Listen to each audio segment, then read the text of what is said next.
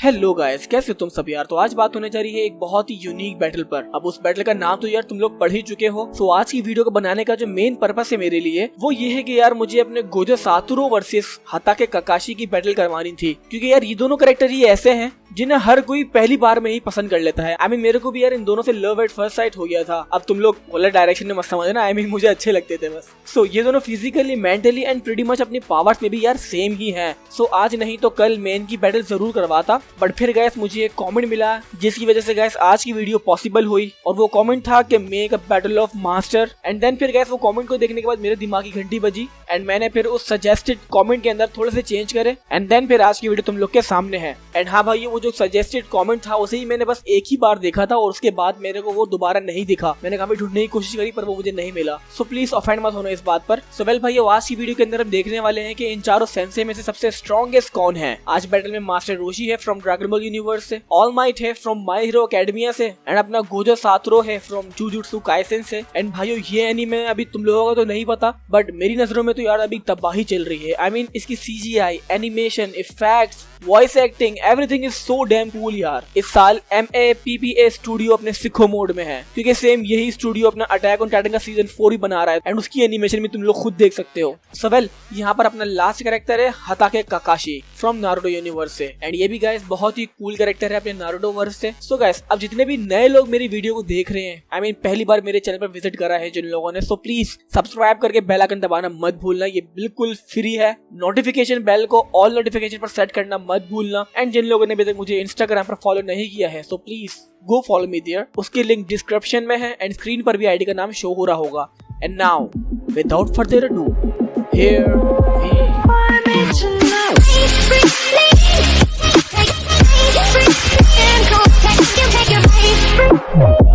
सो brothers, as usual हम इन चारों कैरेक्टर्स का अच्छे से इंट्रोडक्शन कर लेंगे, इनकी पावर्स एंड एबिलिटीज पर बात कर लेंगे एंड देन फिर इनको आपस में कंपेयर कर उनको एक इमेजिनरी फाइट में खड़ा कर देखेंगे कि इनमें से सबसे स्ट्रॉन्ग कौन है। एंड आज की वीडियो का विनर गाइस वो ही होगा जो अपना लास्ट वन स्टैंडिंग होगा। अभी यहाँ पर सबसे पहले अपने कैरेक्टर की बात करते हैं जो कि है मास्टर रोशी। सो ये तो यार सबको पता है कि ये अपना मास्टर रोशी एक बहुत ही OG कैरेक्टर है ड्रैगन बॉल का एंड ये अपने गोकू का मास्टर रह चुका है, अपने क्रिलेन का मास्टर रह चुका है एंड प्रीटी मच गाइस सारे ही Z फाइटर्स की नजरों में अभी तक मास्टर रोशी ही एक रिस्पेक्टेड सेंसे है। इसी ने अपने गोकू को कामेहामेहा अटैक सिखाया एंड हाँ, मास्टर रोशी इटर्नल है। आई मीन ये old age and human disease से तो बिल्कुल भी नहीं मर सकता है, बट वो अलग बात है कि कोई अगर पावरफुल एनिमी आकर इसको मार दे। सो अब यहाँ पर अपने मास्टर रोशी की थोड़ी सी पावर्स पर नजर डालें। So guys, resurrection of फ्रीजा movie में अगर देखा जाए तो जब तक के गोकू एंड वेजिटा अपीयर नहीं हुए थे तो उस वक्त वहाँ पर अपना मास्टर रोशी ही सबसे स्ट्रॉन्ग था। आई मीन सबसे स्ट्रॉन्गेस्ट तो नहीं बोलेंगे, बट ये है कि मास्टर रोशी ने फ्रीजा के आर्मी में जितने बंदे थे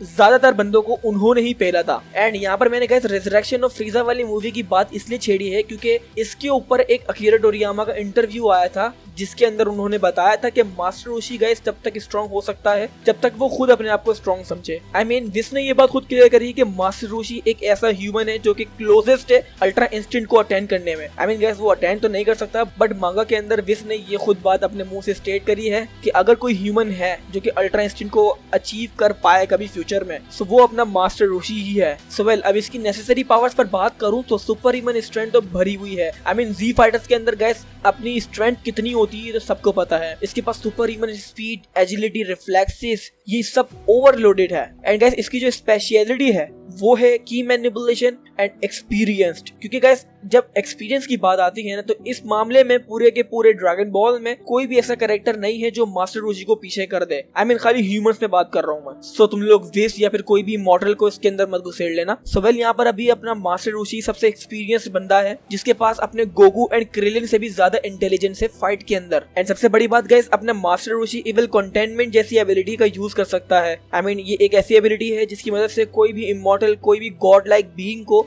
एक छोटी सी बॉटल में आप कैप्टिव कर सकते हो। सो ऑफिशियली अगर देखा जाए तो मास्टर रोशी का कोई एग्जैक्टली पावर लेवल क्या है वो सही से किसी को नहीं पता है, but guys like a said कि अपने टोरियामा ने खुद कहा था कि इट्स अप टू रोशी, उसको जितना ज्यादा पावरफुल होना है वो होगा। सो अब गाइस यानी इसके बाद तो यार कोई कहने की बात ही नहीं बची जब अकेले टोरियामा ने इतनी बड़ी बात कर दी तो। सो वेल गाइस, अगर अब यहाँ पर हम मास्टर रोशी के सबसे बड़े फीट की बात करें सो इसने एफर्टलेसली यार मून को डिस्ट्रॉय कर दिया था जब अपना गोकू ग्रेट एप फॉर्म में ट्रांसफॉर्म होने वाला था। सो उस वक्त अपने मास्टर रोशी ने कामेहामेहा वेव से लिटरली एक मून को वेपोराइज कर दिया था। आई मीन गाइस, मून को डिस्ट्रॉय करना यार कोई छोटी मोटी बात नहीं है, ये एक ह्यूमन के लिए तो यार इम्पॉसिबल सी बात है। और सबसे मेन बात गाइस जो मैंने इसके इंट्रोडक्शन में सबसे पहले कहा था कि इसने गोकू को कामेहामेहा सिखाया है, सो वो दरअसल एक सही वर्ड नहीं है इसके बारे में। असल में देखा जाए तो अपने मास्टर रोशी ने ही पूरी की पूरी ड्रैगन बॉल सीरीज को कामेहामेहा एंड की का कॉन्सेप्ट दिया था।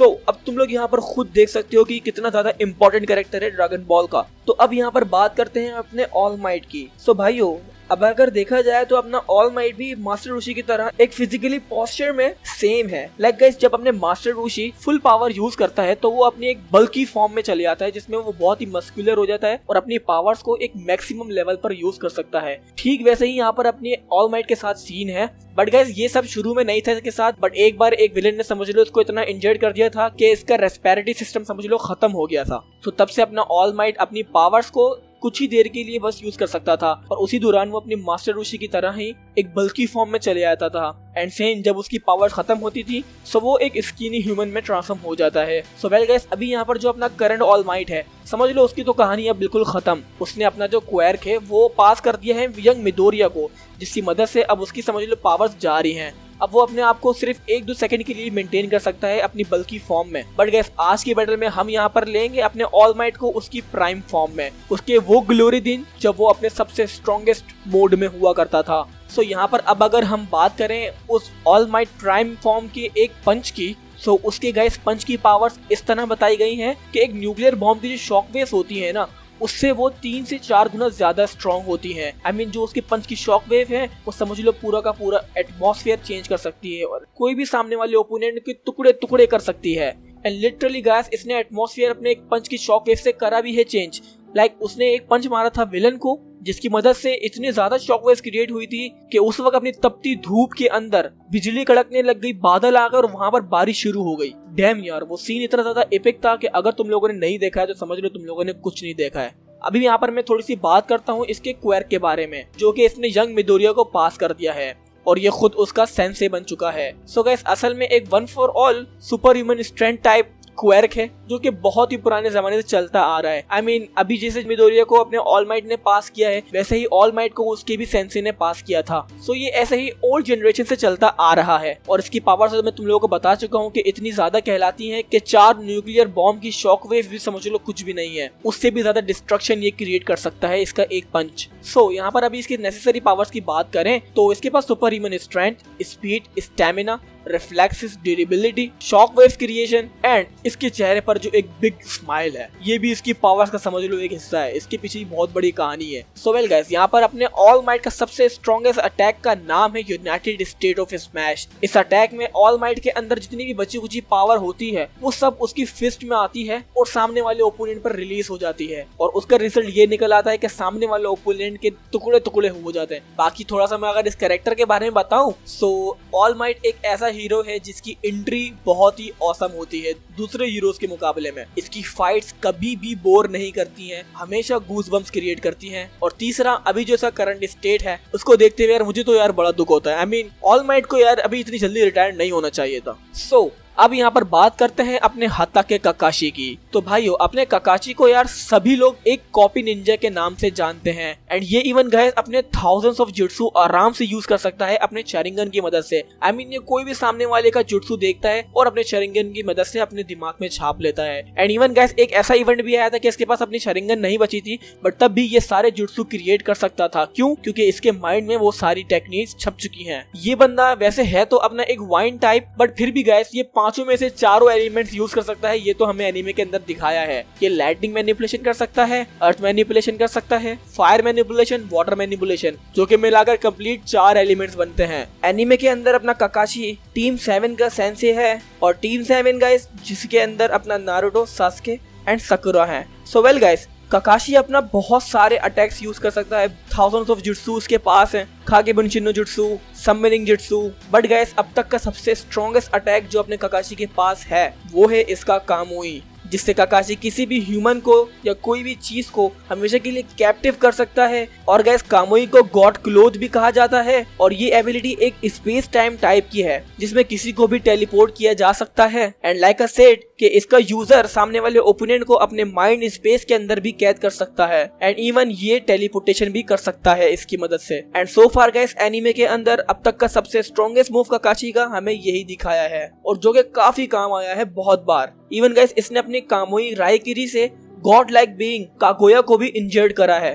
काकाशी अपना 6 होकागे भी है कोनोहा का एंड ये अपने हताके क्लैन का सबसे स्ट्रॉन्गेस्ट बंदा समझ लो बन चुका है। सो अभी यहाँ पर अपने अगर काकाशी की नेसेसरी पावर्स पर बात करें तो इसके अंदर भी यार super human strength, super human speed and भाइयों कुछ इसने ऐसे भी फीट्स करे हैं जिनसे साफ पता लगता है कि इसकी जो स्पीड है वो स्पीड ऑफ लाइट से भी फास्ट है। आई मीन गाइस ये स्पीड ऑफ लाइट की स्पीड से भाग तो नहीं सकता है और ना ही ट्रेवल कर सकता है, बट इसकी जो मूवमेंट है वो अपने स्पीड ऑफ लाइट की मूवमेंट से भी फास्ट है। सीधा सा अगर तुम लोगों को मैं समझाऊं तो इसकी जो इंस्टिंक्ट है, इसके जो अटैक्स हैं, इसकी जो रिफ्लेक्सेस हैं वो सब स्पीड ऑफ लाइट की स्पीड से ज्यादा बेटर हैं। सो अब यहाँ पर बात करते हैं अपने गोजो सातोरू की। सो भाइयों यहाँ इसकी पावर समझने के लिए यार तुम लोगों को अपना दिमाग ओपन करना पड़ेगा। आई मीन इसकी जो पावर समझना है ना वो हर किसी के बस की बात नहीं है। सो यहाँ पर थोड़ा सा ध्यान देना। गोजो सातोरू के बारे में सबसे पहली बात, ये बहुत ही ऑसम है एंड बहुत ही ज्यादा पावरफुल है। इससे अपनी सीरीज जुजुत्सु काइसेन में सबसे स्ट्रॉन्गेस्ट सोर्सरर बताया गया है। एंड जैसे भाइयों नारुतो यूनिवर्स में उनकी पावर्स को, उनके स्टैमिना को चक्रा कहते हैं, ड्रैगन बॉल यूनिवर्स में की बोलते हैं, ब्लैक क्लोवर में मैजिक, सो इसी तरह अपने जुजुत्सु काइसेन एनीमे में कैरेक्टर्स जो पोजेस करे हुए हैं पावर्स उसको कहते हैं कर्स एनर्जी। एंड गोजो के पास गाइस अपने बहुत ही ट्रेमेंडस अमाउंट में कर्स एनर्जी है। ये हद तक कि गाइस अपनी सीरीज में कोई भी दूसरे कैरेक्टर जो कि अपने डोमेन एक्सपेंशन की एबिलिटी को यूज करने के बाद पूरे दिन तक इसका यूजेस दोबारा नहीं कर सकते हैं अंटिल नेक्स्ट डे तक, बट गाइस यहाँ पर अपना गोजो इसी टेक्निक को एक ही दिन में मल्टीपल टाइम्स यूज कर सकता है एंड तब भी वो एग्जॉस्टेड नहीं होता है एंड स्टिल वो अपने कर्स एनर्जी को यूज कर सकता है अपने दूसरे अटैक्स पर। तो यहाँ पर तुम खुद अंदाजा लगा सकते हो कि इसके अंदर guys unlimited strength and unlimited stamina है। बाकी अगर नेसेसरी पावर्स पर बात करूं तो super human strength, super human speed, curse energy manipulation, negative energy manipulation, space time manipulation, ये सब पावर्स इसके पास हैं। एंड गाइस इसको स्पीड के मामले में कहा जाता है कि ये इतना ज्यादा फास्ट है कि इसको कोई ह्यूमन अपनी आंखों से नहीं देख सकता। आई मीन जब इसकी जो मूवमेंट है ना वो इतनी ज्यादा फास्ट होगी कि हम लोग ह्यूमन अपनी आईज से इसको कैप्चर नहीं कर पाएंगे। अब यहाँ पर अगर मैं इसकी स्पेशल पावर्स पर बात करूं जिनसे ये बहुत ही ओपी कैरेक्टर कहलाता है तो अब यहाँ पर थोड़ा उन पर डिस्कस कर लेते हैं। और गाइस जो मैंने तुम लोगों को कहा था कि इसकी पावर्स को अटेंशन से सुनना, सो गाइस जिन पावर्स के लिए मैंने वो कहा था तो अब मैं वो यहाँ पर तुम लोगों को पावर्स बताने जा रहा हूँ। इसकी गाइस एक एबिलिटी है जिसका नाम है लिमिटलेस, जो कि एक ऐसी एबिलिटी है जो इसे अपनी लेगेसी में मिली है। आई मीन इसकी फैमिली से चलती आ रही है। इन अदर वर्ड्स इसकी पावर्स ये खून में है। सो अब ये पावर्स क्या करती है? तो इसका आंसर गाइस ये है कि इसका यूजर जो होता है वो स्पेस को अपने एक विल पर क्रिएट कर सकता है एंड वो भी गाइस इनविजिबल। एंड जो गाइस इसकी जो लिमिटलेस पावर है इसके 3 स्टैंडर्ड्स हैं एंड एक नॉन स्टैंडर्ड है। यहाँ पर अभी पहले मैं इसके 3 स्टैंडर्ड के नाम तुम लोगों को बताऊं तो वो है infinity, cursed technique lapse blue and cursed technique reversal red.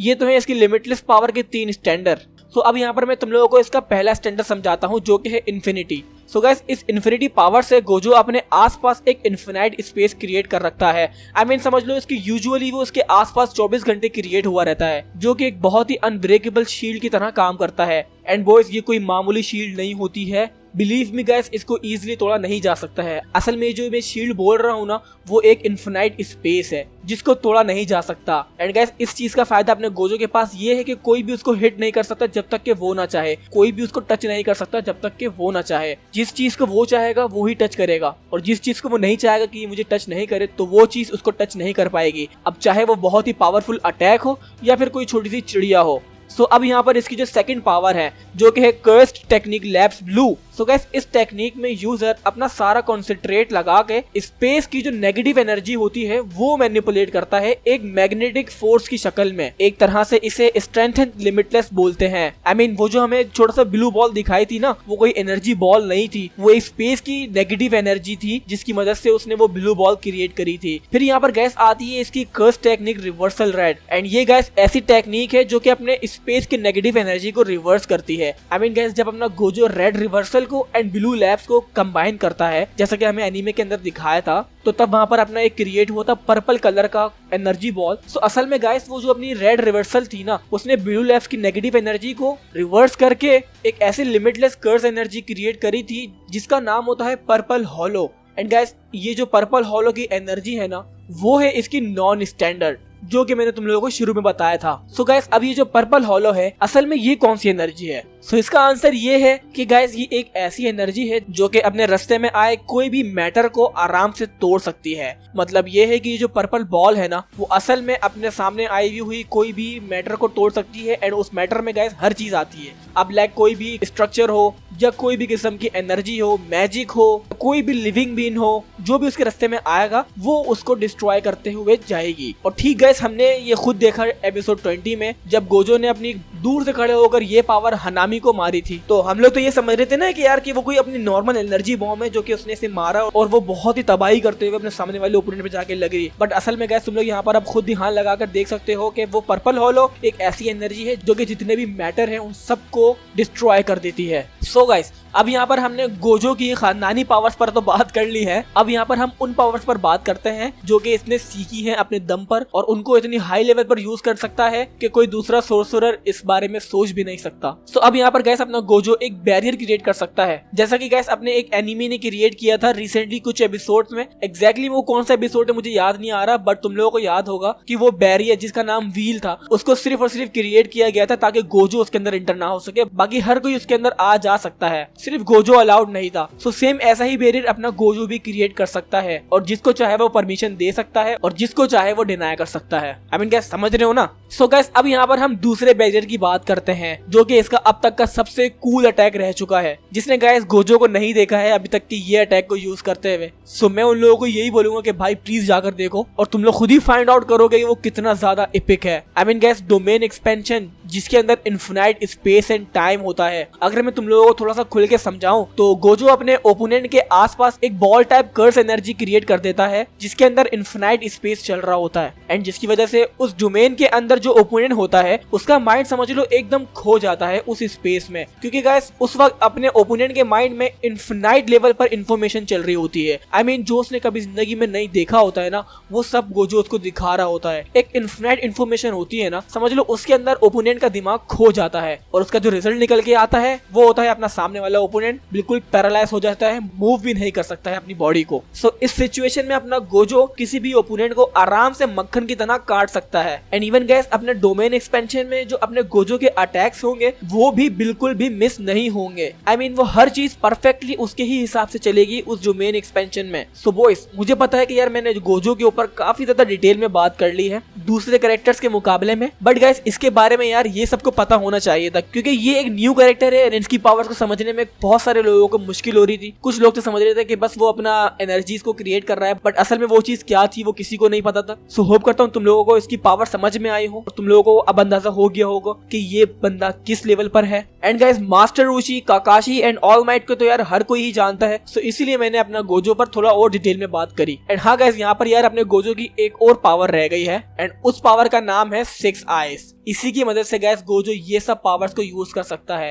I mean gas ये भी समझ लो इसको इसकी फैमिली से ही चलते हुए आ रही है एंड इसको ये अपनी जायदाद में मिली है। बाकी जो अपना ब्लाइंड फोल्ड पहनता है ना, उसके बाद भी गैस अपने 6 आइज की मदद से ये सब कुछ देख सकता है। हद तक कि इसकी आंखें भी ढकी हैं तब भी ये सब कुछ देख सकता है। आइज की मदद से ये अपने सामने वाले ओपोनेंट की किसी भी तरह की एनर्जी को सेंस कर सकता है, उनकी एनर्जी को समझ सकता है कि वो किस फ्लो में बह रही है, कौन सा अटैक कब कहां से आ रहा है। इन्हीं की मदद से गैस ये टेलीपोर्टेशन कर सकता है एंड इवन गैस ये अपने आप को इंस्टेंट हील भी कर सकता है। Can you believe it? इतनी सारी पावर्स का भंडार है इसके पास एंड अभी भी गैस और भी पावर्स हैं जो इसके बारे में रिवील होना बाकी हैं। सो मैं तो तुम लोगों को बोलूंगा कि भाइयों जिन लोगों ने जूजित्सु काइसेन अभी तक देखना नहीं शुरू करी है सो वो शुरू कर दें। सो अब हम यहाँ पर फाइनली बात करते हैं इनके कंपैरिजन की। तो भाइयों मुझे लगता है कि यार हमें मास्टर रोशी वर्सेस ऑल माइट पर बात कर लेनी चाहिए एंड अपने गोजो वर्सेस काकाशी की बात कर लेनी चाहिए। वैसे एंड में हम इन सबको आपस में एक बार कंपेयर कर लेंगे, बट पहले हम यहाँ पर बात कर लेते हैं अपने मास्टर रोशी वर्सेस ऑल माइट की। तो अब यहाँ पर भाइयों मैं इनका कंपैरिजन बिल्कुल भी बड़ा नहीं करने वाला हूँ और यहाँ पर तुम लोगों को मैं यही बात बोल के क्लियर कर देता हूँ कि अपना मास्टर रोशी जो है वो एक समझ लो अलग ही लेवल पर है। I mean brothers all might काफी स्ट्रॉन्ग है, बट जो अपना मास्टर रोशी है ना वो इससे बहुत ही आगे है। लाइक गाइस लिटरली जो बंदा मून को डिस्ट्रॉय कर सकता है, सो उसके लिए अपने ऑल माइट जैसे कैरेक्टर को संभालना तो बिल्कुल भी बड़ी बात नहीं होनी चाहिए। अगर यहाँ पर देखा जाए तो मास्टर रोशी एक प्लेनेट लेवल पर आता है और मे भी शायद उससे भी ज्यादा, और जबकि अपना ऑल माइट एक प्लेनेट लेवल के आसपास भी नहीं आता है। तो गाइस यहाँ पर यार इनकी बैटल समझ लो ऐसी होगी, ऑफेंड मत होना, इनकी फाइट ऐसी होगी जैसे मक्की को दूध में से निकाल के फेंक देना। So well no offence, but guys All Might को आज की बैटल में से हम लोग बाय बाय बोल देते हैं। एंड हाँ गाइस यहाँ पर याद रखना, मैंने ऑल माइट की उसकी प्राइम फॉर्म ली थी एंड अपने मास्टर रोशी की उसकी बल्क फॉर्म ली थी। बट अगर यहाँ पर मैं अपने मास्टर रोशी की स्किनी फॉर्म लूं जिसके अंदर वो काफी वीक और एजिड लगता है, आई मीन लगता क्या है होता है, तो उस फॉर्म को मैं अपने ऑल माइट की प्राइम फॉर्म से कंपेयर करूं, सो तब यहाँ पर गाइस इनका मैच जो है देखने लायक होगा। बट तब भी यहाँ पर अपना रोशी ही जीतेगा, बट बहुत ही एफर्ट लगाना पड़ेगा उसको। But guys otherwise Roshi blitz all might prime with ease. So अब यहाँ पर बात करते हैं अपने गोजो वर्सेस काकाशी की। एंड गाइस इन दोनों की बात करने के बाद इनमें से जो कैरेक्टर बचेगा उसको हम अपने मास्टर रोशी से कंपेयर करेंगे। सो ब्रदर्स अगर अब हम इनकी फाइट पर थोड़ा ध्यान दें तो काकाशी एंड गोजो की पावर समझ लो सेम है। समझ क्या लो, आई मीन है ही, बस थोड़े से नाम और कॉन्सेप्ट चेंज है। बाकी जैसे अपना काकाशी कामोई यूज कर स्पेस क्रिएट कर सकता है, किसी को भी स्पेस टाइम में कैप्टिव कर सकता है, वैसे ही यहाँ पर अपना डोमेन एक्सपेंशन है यार गोजो के पास, तो वो भी यहाँ पर अपनी कर्स एनर्जी की मदद से गाइस स्पेस टाइम क्रिएट कर सकता है और किसी को भी इसमें फंसा सकता है। तो यहाँ पर ये पावर तो इनकी सेम हो गई। दूसरी पावर देखा जाए तो इनकी जो मेन पावर है वो है इनकी आंखें। काकाशी के पास है उसकी मांगे के शरिंगन, दूसरी तरफ अपने गोजो के पास है उसकी 6 आईज। तो देखा जाए तो यहाँ पर इनकी ये बात भी एकदम मिलती जुलती है। इनका स्टाइल एक ही जैसा है, इनका सेंस ऑफ ह्यूमर एक ही जैसा है। दोनों ही पहली बार स्क्रीन पर दिखते ही मशहूर हो गए थे, दोनों ही टेलीपोर्टेशन कर सकते हैं। बट यहाँ पर गाइस अपना काकाशी इंस्टेंट टेलीपोर्टेशन नहीं कर सकता, उसको थोड़ा सा टाइम लगता है किसी भी चीज को टेलीपोर्ट करने में, बट अपना गोजो इंस्टेंट टेलीपोर्टेशन कर सकता है। एंड गाइस इनके अंदर की जो स्ट्रेंथ है वो भी समझ लो सेम है। अगर इन लोगों में कोई डिफरेंट है तो वो है स्पीड का। जी हाँ, यहाँ पर अपना गोजो वैसे है तो बहुत ही फास्ट, कोई ह्यूमन आई उसकी मूवमेंट को कैप्चर नहीं कर सकती है, बट यहाँ पर अपना काकाशी कुछ ऐसे फीट कर चुका है जो कि अपने स्पीड ऑफ लाइट की स्पीड से भी ज्यादा फास्ट है। सो स्पीड के मामले में तो अपना काकाशी की तरफ यहाँ पर सिंपल ही अपर हैंड जाता है। बट गाइस यहाँ पर सवाल आकर ये खड़ा होता है कि काकाशी गोजो को मारेगा कैसे, क्योंकि गाइस उसके पास यार इन्फिनाइट स्पेस क्रिएशन की एबिलिटी है जिसकी मदद से उसके बीच और काकाशी के बीच समझ लो हमेशा गैप रहेगा। अगर काकाशी उसको मुक्का मारेगा तो उसका मुक्का उसको लग ही नहीं सकता, क्योंकि अपने गोजो के अराउंड इन्फिनाइट स्पेस है। लाइक लिटरली गाइस काकाशी के पास यहाँ पर कोई भी चांस नहीं है गोजो के अगेंस्ट जीतने का, सिवाय एक पावर के, और वो पावर है उसकी कामोई। यहाँ पर अगर अपना काकाशी कामोई यूज कर उसको कैप्टिव कर लेता है और अपने माइंड में उससे फाइट करता है, सो मे भी तब अपने गोजो को काफी ज्यादा मुश्किलों का सामना करना पड़े काकाशी के अपने माइंड स्पेस में। बट फिर भी गाइस यहाँ पर चांसेस हैं कि तब भी अपना गोजो डोमेन एक्सपेंशन यूज कर सकता है। सो गाइस इनके बीच की जो फाइट होगी ना वो मैं तुम लोगों को बताऊं सीधी, तो वो होगी लक पर डिपेंड। लाइक यहाँ पर जिसने पहले चाल चली वो जीतेगा। अगर गोजो ने पहले काकाशी को अपने डोमेन एक्सपेंशन में ले लिया तो यहाँ पर काकाशी गया, अगर यहाँ पर काकाशी ने उसको अपने कामोई में ले लिया तो फिर यहाँ पर अपना गोजो समझ लो फंस जाएगा। जिस तरह हम काकाशी को देखते हुए आए हैं उसके पास काफी अच्छा एक्सपीरियंस है। आई मीन गाइस हम उसकी सारी फाइट खुद देख चुके हैं कि उसको पकड़ना बिल्कुल भी हलवा काम नहीं है। वो अपने शैडो क्लोन्स बनाकर किसी को भी आराम से चकमा दे सकता है, उनको अपनी मर्जी से मैनिपुलेट कर सकता है। तो यहाँ पर अगर एक्सपीरियंस के मामले में भी देखा जाए तो काकाशी के पास ही अपर हैंड है।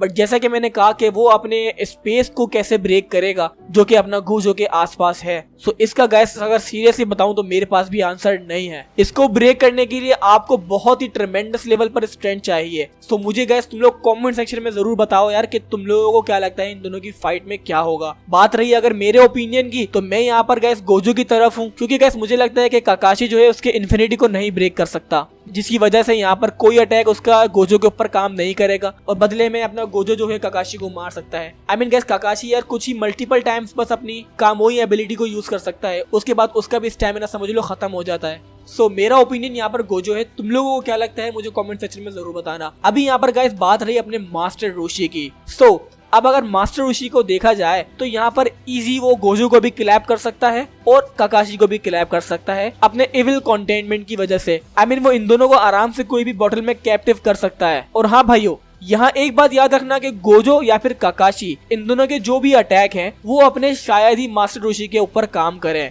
लाइक पर्पल होलो जो है वो अपने मास्टर रोशी के लिए काफी भारी पड़ेगा, बट फिर भी गाइस मास्टर रोशी एक अलग ही लेवल पर है। उनकी जो स्ट्रेंथ है ना वो इन दोनों कैरेक्टर से बहुत ही ज्यादा हाई है। मास्टर रोशी का कामेहामेहा इतना ज्यादा स्ट्रॉन्ग है कि वो ककाशी को भी डिफीट कर सकता है और अपने गोजो को भी डिफीट कर सकता है अगर उसकी इन्फिनिटी ना हो, क्योंकि गाइस अपना कामेहामेहा इतना ज्यादा पावरफुल है, उसने एक मून को डिस्ट्रॉय करा था। तो अगर वो ककाशी या फिर गोजो पर पड़ा डायरेक्टली तो उनका क्या हाल होगा तुम लोग खुद सोच सकते हो। बट लाइक आई सेड यहाँ पर अपना गोजो इन्फिनिटी यूज नहीं कर रहा उस वक्त, तभी अपना कामेहामेहा डैमेज दे पाएगा गोजो को। सो गाइस यहाँ पर भी यार एक एंडलेस बैटल का रिजल्ट निकल रहा है। लाइक मास्टर रोशी को वो गोजो नहीं मार सकता, ना ही मास्टर रोशी अपने गोजो की इन्फिनिटी को ब्रेक कर सकता है, बट ये है कि मास्टर रोशी जीत सकता है अपने इविल कंटेनमेंट की मदद से। बट ये गाइस एग्जैक्टली इनकी स्ट्रेंथ की बैटल नहीं कहलाएगी। सो असल में देखा जाए तो आज की वीडियो का विनर कोई भी नहीं निकल रहा है, मास्टर रोशी वर्सेस गोजो वर्सेस ककाशी। अब इन दिनों में से गाइस कौन विनर है ये तुम लोग मुझे कमेंट सेक्शन में बताओ। आई मीन गाइस अब हम लोग यार 30 के सब्सक्राइबर्स की फैमिली होने वाली है, सो इतनी छोटी सी बात तो यार तुम लोग डिसाइड कर ही सकते हो। So guys go ahead and comment down below and वहां मुझे बताओ कि तुम लोगों की नजरों में कौन विनर है। एंड देन गाइस फिर मैं जितने भी कमेंट्स होंगे मैं उन सबको देखते हुए जिस कैरेक्टर्स की गाइस ज्यादा विनिंग पॉसिबिलिटीज के चांसेस होंगे तो मैं उस कैरेक्टर को आगे उसकी विनिंग पॉसिबिलिटीज की परसेंटेज लिखकर कमेंट में पिन कर दूंगा, जिसकी मदद से तुम लोग अंदाजा लगा पाओगे कि हाँ भाई ये बंदा वीडियो का विनर है। सो गाइस सोच समझ के कमेंट करना। वीडियो काफी लंबी हो गई है इसके लिए सॉरी, एंड मेरी आवाज भी यार काफी खराब थी आज क्योंकि मेरी तबीयत थोड़ी डाउन है, सो इसीलिए उसके लिए भी सॉरी। बाकी वीडियो कैसी लगी यार मुझे कमेंट सेक्शन में ये भी बताना। वीडियो अगर अच्छी लगी हो तो लाइक करना मत भूलना, साथ ही चैनल को सब्सक्राइब करो, बेल आइकन दबाओ और इसे अपने सारे दोस्तों के साथ शेयर करो। एंड साथ ही गाइस मेरी दूसरी वीडियोस को भी देखना मत भूलना। एंड इंस्टाग्राम पर मुझे फॉलो करो, वहां पर मैं काफी एनिमे से रिलेटेड तगड़ी मीम्स एंड AMVs अपडेट्स वगैरह तुम लोगों को करता रहता हूँ। So go follow me there. मैं मिलता हूँ नेक्स्ट वीडियो में। Till then